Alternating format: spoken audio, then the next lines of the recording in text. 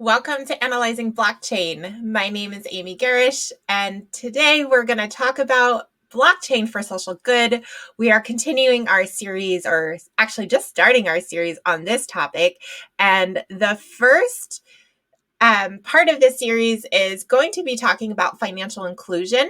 There's big news coming out of El Salvador, so I've stopped what I was working on and I picked up this financial inclusion story and started to do a deep dive in that because I think this is big news coming for the blockchain and how it can help with financial inclusion. So I think this is a great case study, and I wanted to go into what financial inclusion or actually financial exclusion looks like in these countries and places of the world that don't offer a basic bank account. That's basically what financial exclusion is, and the blockchain can help fix that and bring inclusion to everybody, because the blockchain is essentially you know non-bias. It's and it's global and it can reach everywhere. So I think that the blockchain is a great technology that can be used to help solve this problem. So let's take a little bit further into what what financial exclusion kind of looks like in some of these countries. Again, it's people that don't have access.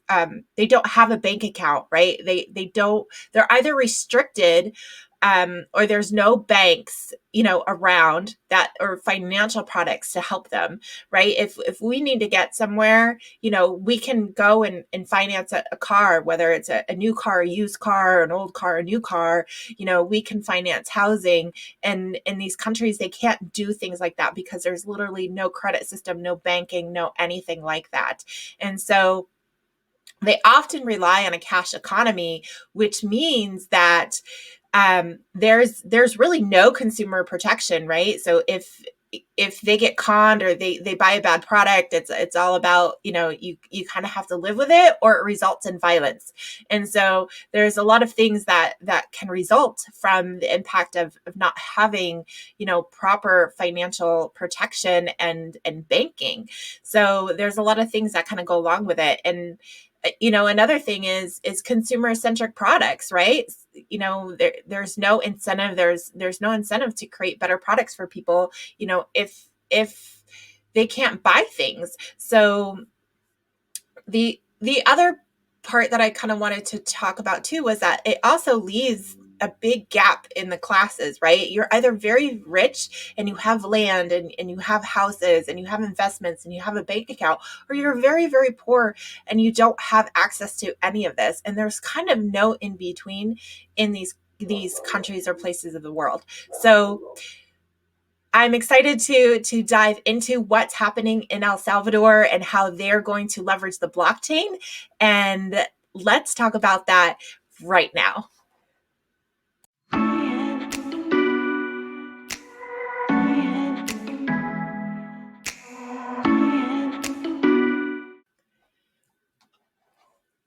Okay, so welcome back to Analyzing Blockchain. I'm super excited to announce this news coming out of El Salvador, is that the president of El Salvador wants to use Bitcoin as a national currency, which is fantastic news. I feel it's moving in the right direction for El Salvador. And I'm going to go into the history of El Salvador. But if you don't know, Bitcoin is not only is it a currency, but it's also the first blockchain, and it is the most secure blockchain. And I'm super excited to kind of dive into this with you guys. So let's kind of go into this little presentation that I put together. I haven't had time to put this on the blog yet. So we're going through a slideshow, and we're going to talk about this a little bit here. So why on earth would El Salvador want to adopt Bitcoin as a national currency? Let's talk about that. So really what happened is that in like 1979, there, a conflict started and a civil war broke out full-fledged in 1980, which didn't end until 1992. So that was 12 years of civil war in El Salvador, which killed over 75,000 people, and many people fled the country looking for safety. And some of those people are actually my boyfriend, Carlos. His parents fled El Salvador during that time, really put themselves at risk to actually leave that country. But the United States paved a way, had a pathway for citizenships for the refugees of El Salvador and other countries as well. My aunt is from Chile, and that is a whole different story. But Central America and South America at the time was very unstable. So there was a pathway to citizenship. So my family, my boyfriend and his family all have roots in these countries. And I'm so thankful that the United States had a policy for that, for helping these people. But let's kind of go back into why Bitcoin and why El Salvador. So what had happened was that during that time, 12 years of civil war in your country really has a lot of damage that it does on your economy and your currency. Their currency was basically worthless. They had no economy. They had no GDP. And so they adopted the US dollar to back their currency. And they did that because they saw what it had done with Ecuador. It really helped Ecuador get back on their feet and get some investments into the country and getting Ecuador kind of rebuilt from a destabilization that they had seen. But it didn't have the same effect in El Salvador because of the violence that remained after the Civil War ended. So they still had factions there. They still have violence within the country. And it's really taken a long time for that to kind of subside. And right now there's a new president. He's kind of young, he's kind of hip, he's very intelligent, and he's really getting that country back on track and trying to reduce the violence there. And he's done a great job from what I can tell. Now, some could argue that El Salvador requires the higher interest rates to build their economy back, because the US dollar but since they adopted the US dollars, the interest rates have remained low, right? Especially the past few years with coronavirus, and we had the housing crash, and for over a decade, we'd have really low interest rates coming out of the Federal Reserve. And so the world banks and the Federal Reserves have really kept those low. And I think it's really stagnated the investment that could happen within El Salvador, and their economy has remained kind of flat. And so that they haven't been able to see that growth because they need kind of those higher interest rates coming out of the world banks. So with all of the inflation, all of the money being printed from the coronavirus pandemic, it really is going to cause issue with them trying to grow, right? They can't adopt their own monetary policy. They're kind of stuck with what we're putting out that's good for our country, but it may not be good for their country that uses our currency. So as a result, their country is failing to thrive. 70% of the people in El Salvador are considered bankless. They don't have a bank account, and poverty is still a problem there. So let's move on to the next slide. I want to talk about some data points that are kind of relevant. And so we'll just kind of go over these really quick. So currently, obviously, like I just said, they use the US dollar to back their currency because theirs collapsed.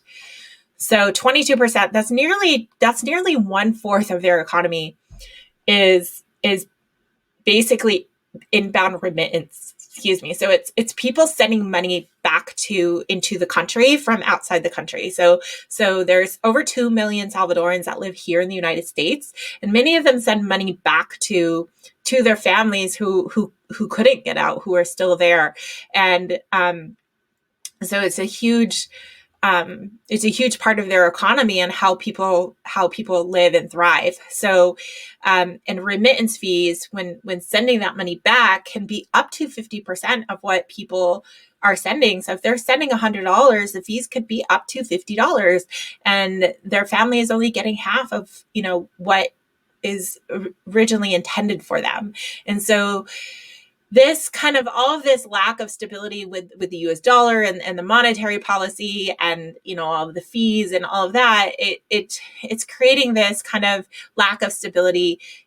People feel still unsafe to live there, which is changing now. But, it has created an immigration problem that we have seen in the past years, of more Salvadorans wanting to come to the United States because of the failure to thrive there in their own country. And so the president is doing as much as he can to change this and to make El Salvador a good country again, so that people can thrive and live and raise their families there without fear. So I'm excited to see what's going to happen when this happens. So I do want to talk about this bar chart a little bit. This is the forecasted national debt in relation to the GDP. So as you can see here in 2021, we have this, they're expected to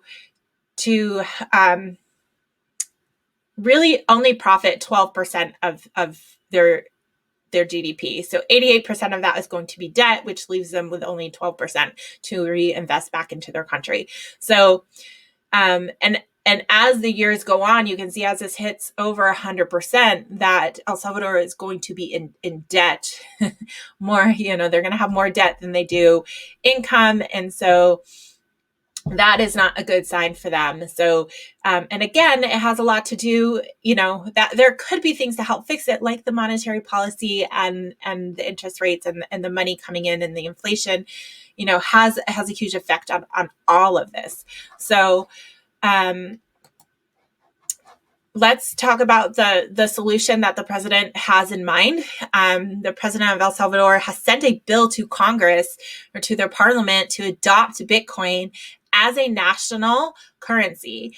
And the chances of it going through are super high because the president and his party actually have a super majority in their parliament or Congress. So, he sees this as a big opportunity to do something great for the country. Now, before I go into these points here, I just want to say that the people in El Salvador have actually been using Bitcoin for years. And the people there understand that Bitcoin goes up, Bitcoin goes down. When it goes up, they have more money. When it goes down, they have less money. But they've already been using it. They've already been using these decentralized finance kind of apps and using Bitcoin. You can go to the beach. You can buy a slushie with Bitcoin. You can go to the market. You can buy pupusas with Bitcoin. They have stickers, Bitcoin stickers on that they put on their little shops that say "Aceptamos Bitcoin." So I think that, the president is seeing what's happening, from the people within his own country. And so he's seeing this take off, and he's seeing the benefits of it.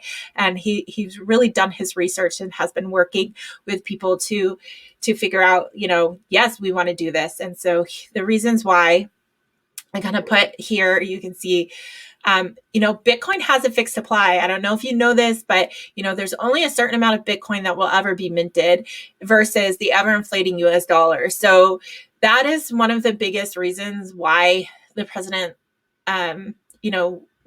likes this, because he can adopt a monetary policy around this fixed supply versus the central banks and the Federal Reserve and them creating more money all of the time.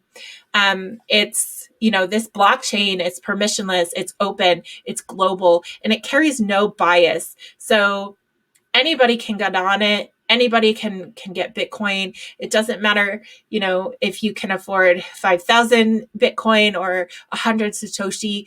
It doesn't matter. You can buy as much as you can afford, and everybody has, private keys and that's it. And it gives you that access again to that decentralized finance network, which I'm going to talk about a little bit more. But He's also working with Strike.me.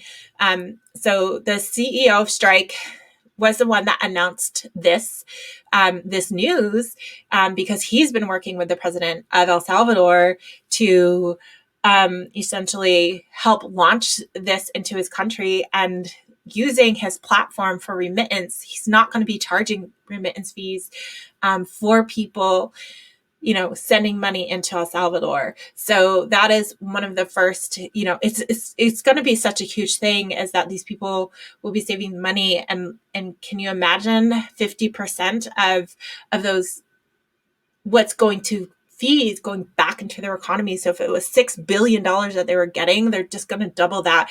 And so they're going to get $12 billion, back into their economy. So I think that's a great thing he's looking at as well, and improving that financial inclusivity, where now people, they don't need a bank account, right? They can log on to their app. Everybody has a phone. It seems like in El Salvador, like they go to the beach, they're buying, slushies with their phones, using their Bitcoin. And it's really cool. And so they'll have access to all of this decentralized finance platforms and products that, that I've been using here in the United States, where you can essentially be the bank, right? Decentralized finance takes that bank out of the ecosystem, right? So if they have $50, they want to put it in and loan, put it into that pool, they can earn that interest on their own money as well. So they have this huge opportunity to not only